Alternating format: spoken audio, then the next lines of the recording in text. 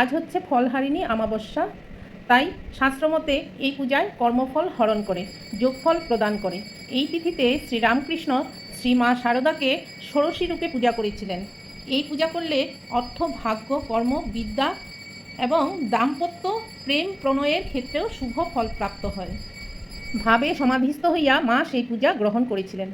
তাহা হইতে যে কত বড় মহাশক্তির আধার কিছুটা অনুমান করা যাইতে পারে। মা শারদা ঈশ্বরীয় মহাশক্তিপীঠ। আজ সেই ঐতিহাসিক দিন। আজ ফলহারিণী কালী পূজা। যে দেবী সন্তানের ফল হরণ করেন তিনি ফলহারিণী।